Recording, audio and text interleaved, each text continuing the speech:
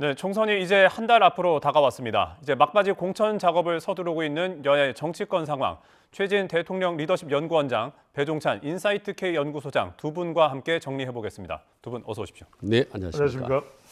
자, 오늘 이제 여야 공천이 이제 마무리 단계에 접어들고 있습니다. 이제 여야 대표들은 근데 상대당 공천에 대한 평가가 굉장히 박한 것 같아요. 여야 모두 시스템 공천을 강조를 하고 있는데 실제로 좀 어느 정도 구현됐다고 보십니까? 소장님 먼저. 뭐 후하게 줘서 뭐 절반 정도라고 봐야 되겠죠. 양쪽 다 아쉬움이 남습니다. 일단은 저는 뭐 공천을 잘했느냐 못했느냐를 떠나서 여전히 우리에겐 숙제가 될 수밖에 없는 여성이나 청년의 이 공천 비율은 매우 낮거든요. 예. 어제가 국제 여성의 날이었는데 이렇게 여성 비율이 낮아도 되는 건지 모르겠습니다. 그리고 또 현역 교체율도 높지는 않은 편이죠. 근데 이건 좀 온도차가 있을 것 같아요. 왜냐하면 현역이 반드시 교체되는 것이 좋은 거냐. 근데 또 교체가 돼야 여성이든 청년이든 신인이 또 들어갈 수가 있는 것이기 때문에. 근데 그만큼 도전자들이 좀 도전해 볼 만한 기준이 있어야 되는데 그런 점에서는 민주당은 정말 엄청난 또 공천 파장이 있었고 또 반면에 국민의힘은 조용한 공천이었지만 여전히 아직까지 끝나지 않은 상태에서 끝자락에 또 잡음이 또 나오고 있는 상황이잖아요. 그래서 참 아쉽다. 저는 뭐 재헌적 차원에서 말씀드리면 뭐 아쉽다 이런 말이야 누구든 할 수 있는 이야기니까 앞으로 우리 정당이 공직선거법에 보면은 여성을 30% 이상 청년들도 이제 따로 비율이 있겠죠. 권장하게 돼 있습니다. 그런 부분들을 좀 적극적으로 실천을 해야 될 거죠. 왜냐하면 다양성이 경쟁적이거든요. 여전히 50대 이상 중년 남성들의 마초식 공천만으로는 우리가 뭐 이 공천을 가지고 뭐 민주당이 잘했느니 뭐 국민의힘이 못했느니 잘했느니 민주당이 못했느니 이것보다 더 중요한 게 정말 좀 이 우리 국민들뿐만 아니라 외국에서 보더라도 대한민국 공천이 정말 대단하다 이런 평가를 받을 정도가 돼야 되겠죠. 원장님은 양당의 공천 과정에 대해서 좀 어떻게 평가하십니까? 일단 공천이 잘 됐느냐 못 됐느냐를 보려면은 공천의 형식 그리고 이제 내용 동시에 봐야 되거든요. 근데 일단 형식만 보자면 공천의 절차의 민주성과 그렇든 정당성 이 두 가지를 보여야 되니까 그 공천은 정말 잘하든 못하든 간에 그 형식의 민주화성, 민주성 이게 엄청 중요합니다. 근데 이게 제 개인적인 있습니다만 언론만 보면 민주당의 공천의 절차성이 하자 훨씬 많다는 비판과 지적을 많이 받고 있지 않습니까? 예를 들면 어제 보도에 나왔지만 서대문갑 같은 경우에 대장동 변호사가 공천에 처음에 배제됐는데 또 갑자기 특별한 이유 없이 갑자기 또 경선에 참여하게 되는 여러 가지 절차적인 문제들이 많이 발생하고 있다. 그런 점에서는 민주당 일단 공천의 절차적 하자 부분에는 훨씬 더 문제가 되는 많이 노출되고 있다고 봅니다. 다만 그게 공천의 전부는 아니고 내용적으로 질적으로 과연 잘했느냐라는 부분 이 부분이 이제 논란의 여지가 있다고 봅니다. 조금 전에 이제 배종찬 대표께서 말씀하셨지만 이 부분에 대해 과연 많이 물갈이를 하는 게 능사냐 아니면 안정적으로 가면서 물갈이를 최소화하는 게 나은 거냐 이거는 이제 각각 보는 시각이 다 차이가 있다고 봅니다.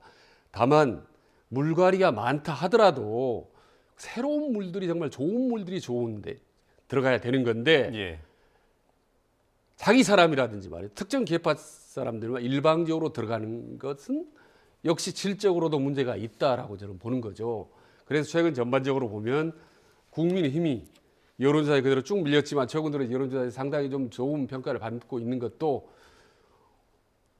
내용적으로 좀 부족하고 아쉬운 점이 많지만 국민의힘이 그래도 절차적인 하자에 있어서는 비교적 무난하게 평균 점수 이상을 받고 있지 않나. 그래서 종합 점수를 매기면 공천의 절차 외형만 보고 본다면 그래도 국민의힘이 좀 더 낫지 않느냐라고 저는 솔직히 봅니다.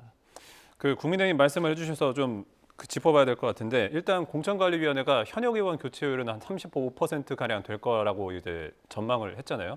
근데 이제 4년 전 총선 때보다는 확실히 낮은 비율일 것 같고, 그다음에 그나마 교체된 현역들도 뭐 이른바 비윤계거나 아니면 계파색이 옅은 의원들이 좀 상당수다 이런 지적이 나오는데 거기에 대해서는 좀 어떻게 평가하십니까? 그러니까 과거에 공천의 물갈이 비율이 높을수록 그 국회에 의원들의 질적 수준이 높았느냐?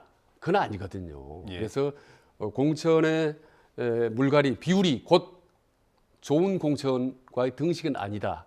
다만 공천의 어떤 물갈이 비율이 높을수록 오히려 새로운 인물이 들어올 공간이 더 많다는 점에서는 저는 긍정적으로 봅니다. 다만 이번 과거에 비해서 10% 정도 지금 차이가 있습니다만 국민의힘이 좀 물갈이율이 낮기는 했어요. 그런 부분이 아쉽고 지적을 받을 부분이죠. 더구나 한동훈이라는 새로운 인물이 왔기 때문에 훨씬 더 좀 파격적이고 큰 폭의 물갈이가 이루어졌으면 좋겠다라는 국민의 바람인데 그런 부분이 좀 아쉽다, 부족하다라는 부분이 있고 다만 이제 민주당 입장에서는 또 과감한 물갈이들 말이죠. 팍팍 이루어진다는 점에서 시원시원하고 상당히 개혁적인 느낌이 있다라는 점에서 일단 환영할 만한 일입니다만은 후임으로 들어가는 배치되는 후속적인 물갈이 대체 세력들이 너무 친명계 위주로 너무 과도하게 밀집돼 있기 때문에 결론적으로 점수를 많이 주기는 어렵다라는 점입니다. 양쪽 다 아쉬움이 예. 있는 거죠. 예. 소장님 어떻게 보십니까? 사실 민주당이 이제 비명 행사 논란이 좀 크게 불거져 있었는데 이제 여당에서도 사실 비윤계가 그렇게 약진하지 못했다 이런 평가가 나오거든요. 그렇죠. 지지율에는 이 공천에 어떤 정치 이슈는 소음이 많이 들리면 이건 이제 지지율의 지표에 타격을 받습니다. 앞서 이제 우리 최진 원장님께서 예리하게 분석을 하셨듯이 지금 시끄러웠단 말이에요. 예. 큰 노이즈가 일어났단 말이에요. 민주당에는. 그렇기 때문에 지금 우리가 잠시 뒤에 소개해드리는 지표에서도 알 수 있듯이 지지율에 타격을 입습니다. 그렇지만 크게 교체가 됐어요. 또 친명 체제로 전환이 됐습니다. 그게 이제 소기의 목적을 달성을 했겠죠. 근데 이제 말 그대로 이제 비명 소리가 도배되는 공천이었다. 예. 반면에 이제 국민의힘은 찍소리 못하는 공천이다. 그러니까 이제 조용은 했어요. 그런데 아이고 이렇게 해야 되는 거 아닙니까? 하고 이제 좀 주장을 하고 싶은데 그건 총선 승리에 이 도움되는 발언이 아닙니다. 이렇게 이제 묻혀버리는 거예요. 그러다 보니까 큰 소리가 안 나니까 찍소리가 안 났기 때문에 지지율에는 별로 영향을 안 줘요. 도움이 되지만 예. 결과적으로는 뭐 중진 불패가 나오면서 이 적은 비율로 개편이 됐다. 그래서 우리가 항상 이제 재헌적 차원에서 짧게 추가해서 말씀드리면 이럴 때 좋은 게 앞으로 이제 이 민주당의 경우에는 이번을 반면교사 삼아서 좀 더 투명성과 공정성을 강화해야 돼요. 예. 그걸 강화하지 않으면 절대적으로 안 되는 것이고 국민의힘의 경우에는 도전자가 좀 더 깊숙이 파고들 수가 있도록 가점 비율을 높여야 돼요. 가점 비율을 지금의 20%나 25% 수준으로 안 됩니다. 여성과 청년에게 35, 45 정도를 주면 거의 비등해져요. 그런 쪽에 이제 전환을 가져갈 필요가 있겠죠. 알겠습니다. 좀 민주당 이야기도 좀 해봐야 될 것 같습니다. 일단 수치만 놓고 보면 현역 교체율이 40%가 넘거든요. 일단 그런데 이제 뭐 다시 공천 갈등은 굉장히 비명 행사 논란이 불거지면서 크지 않았습니까? 이제 직전 원내대표였던 이제 박광원 의원까지 이제 경선에서 고배를 마신 상황인데 이런 비명 행사 논란이 총선 본선 때 민주당에 미칠 영향에 대해서 좀 어떻게 보고 계십니까? 우선 정당의 지지율을 봐야 될 것 같아요. 정당의 지지율이 상당히 영향을 받는 결과고 잠시 뒤에 우리가 바로 이제 소개를 해드릴 테니까요. 그것 자체가 총선에 선거에 나가는 후보자들이 경쟁력이 정당 지지율인데 예. 그 여파가 있다. 그걸 얼마나 빨리 회복을 하느냐가 민주당으로서 중요할 수밖에 없고요. 또 하나는 지금 민주당으로서는 이 여파가 비례투표에서 민주당으로 와야 될 것이 조국 혁신당 쪽으로 가버려요. 그거는 일종의 호남 지역이라든지 예. 또는 민주당을 지지하지만 이재명 대표의 거부감이 있는 뭐 그 이전에 재판 리스크나 이번 공천 파장에 따른 거부감이겠죠. 그러면 그들은 조국 혁신당 쪽으로 간단 말이거든요. 적어도 지역구는 아니더라도. 그다음에 또 하나가 정당 지지율이 낮아지면 민주당이 항상 총선에서 승리했다고 평가할 때는 어떤 결과가 있냐면 낙동강 벨트에 선전을 해요. 예. 그런데 지금 한강 벨트도 위태위태한데 낙동강 벨트는 더 위태위태해요. 지지율 때문에. 그러니까 이번 공천 파장이 민주당으로서는 상당히 지난 총선과 대비될 정도로 위협스러운 그런 위기 국면으로 지금 전환이 돼 있는 상태다. 빠져 있는 상태. 얼마나 빨리 잠시 뒤에 뭐 그 질문 하실 것 같은데 어떻게 회복을 하느냐인데 그런 회복 속도가 얼마나 지금 총선이 뭐 마냥 뭐 시간이 남아 있는 게 아니지 않습니까? 그걸 지금 중도층이나 또는 수도권이나 2030 MZ세대가 이탈한 걸 얼마나 빨리, 호남도 일부 이탈을 했어요. 예. 이걸 빨리 회복하느냐가 민주당으로서는 관건이 되겠죠. 저는 뭐 어떻게 보십니까? 여야가 이번에도 호두 보수 진보가 팽팽하지 않습니까? 엊그제 여론조사를 봐도 거의 동률입니다. 양당의 지지율이. 그러면 결국은 중도층이 이번에 저는 판가름 한다고 보는데 중도층의 시각에서 본다면 공천의 잘한 공천은 저는 이런 거라고 봅니다. 그러니까 국민들의 상식적인 수준에서 저 국회의원들은 좀 안 봤으면 좋겠다. 예. 정말 보기 싫다라는 비호감 의원들. 이런 부분들은 여든 야든가 탈락을 시켜줘야 됩니다. 공천에서. 예를 들면 철새 정치인, 두 번째 극단주의자 정치인, 그리고 세 번째가 돌격대 정치인. 요 세 부류는 보통 일반적으로 국민들 상식선에서 보고 싶어 하지 않습니다. 또다시 국회의원을 두 번, 세 번 다는 원치 않거든요. 이런 극도의 비호감 국회의원들은 여야에서 공천을 배제시켜 주는 것이 저는 중도층의 마음을 얻을 수 있는 길이고 저는 승리의 길이고 잘한 공천이라고 합니다. 근데 과연 누가 철새고 극단주의냐 돌격대냐? 솔직히 저희들 지금 여기서 말씀드리려면 최소 10명 정도쯤 말씀드릴 수 있어요. 근데 이 얘기하면 안 되는 거죠.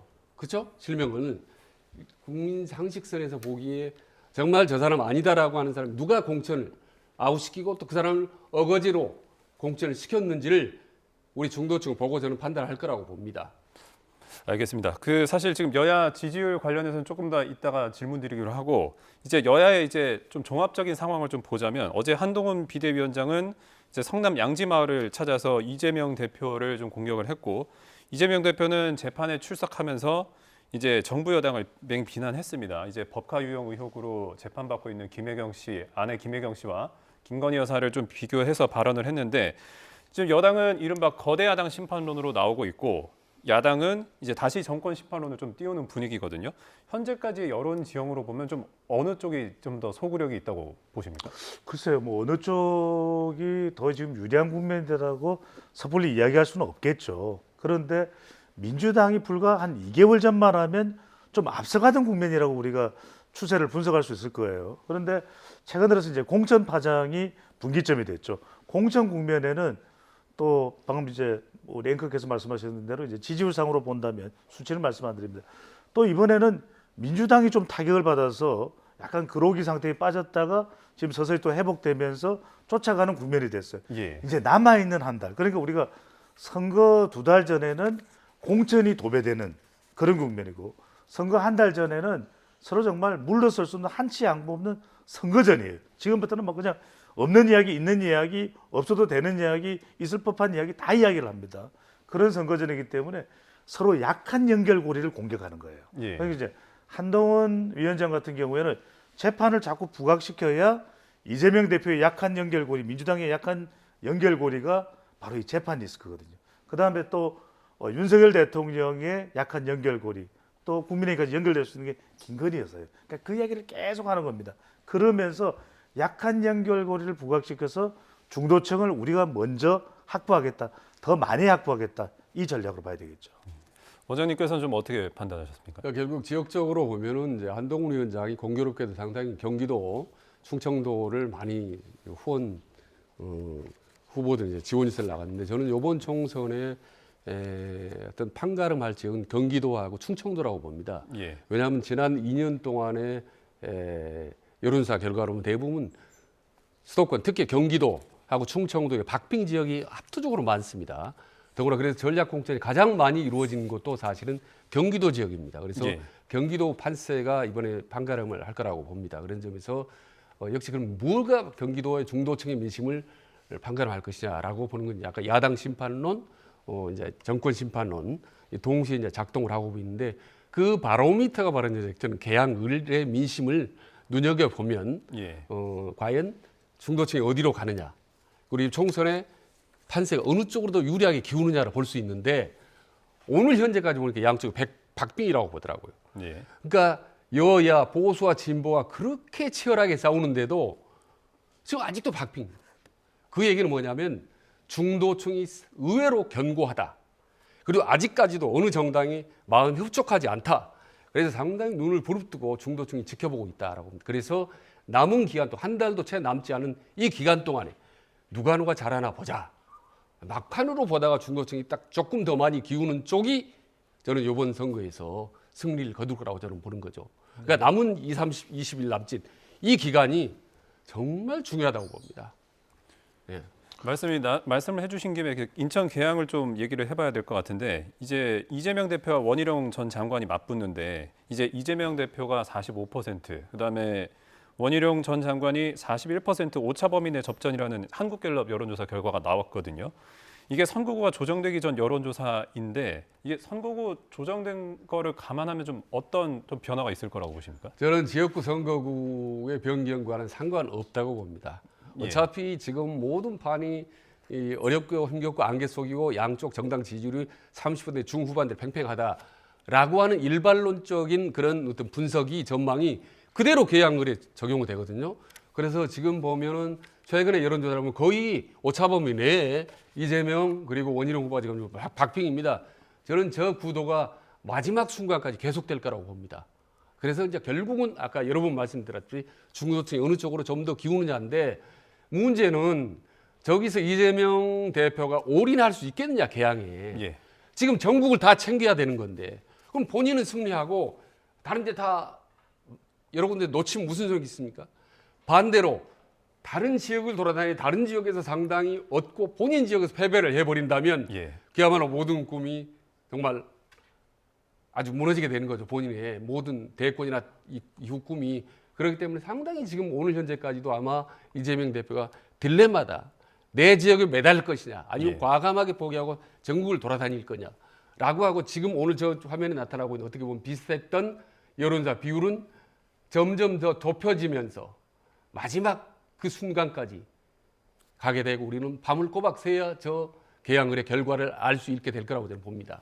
그러니까 인천 계양을이 이번 총선의 원픽입니다. 예. 그러니까 우리 YTN 개표 방송을 보시더라도 계양을에 다 집중이 될 거예요. 예. 왜냐하면 계양을이 어떻게 되느냐에 따라서 여기에는 윤석열 대통령도 있고 한동훈 위원장도 있고 원희룡 후보도 있고 이재명 후보도 있고 유동규 후보도 있고 예. 또 송영길 전 대표도 있는 겁니다. 다 있어요. 네. 그래서 사실상 이 지역의 결과가 전체 선거를 다 대표한다라고 봐도 과언이 아닐 정도인데 실제로 지금 전개되는 상황을 보면 물론 이 여론조사에 포함되지 않은 선거구 지역은 대체로 이제 민주당이 좀 유리하다는 분석도 있긴 합니다만 네. 이 정도로 박빙이라는 게 이재명 대표로서 상당히 부담되죠.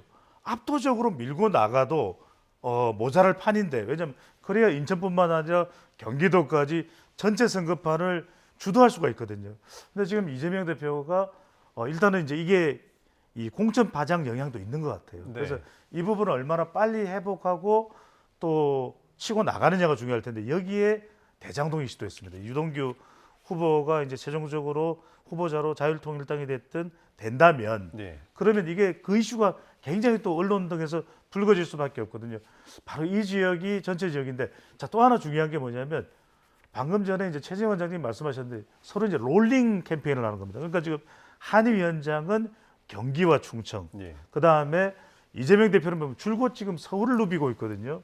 그런 이유는 뭐냐면 서로에게 좀 더 필요한 지역, 절실한 지역에 지금 선거 캠페인을 전개하고 있는 건데 충청이 중요한 게 경우가 결국 서울과 경기는 나눠진다면 마지막에 어느 정당이 일당이냐, 어느 정당이 가반정당이냐는 지금 다수의 현역 의원은 더불어민주당이 차지하고 있는 것이 충청인데 예. 최근의 지지율을 보면 거의 비슷해요.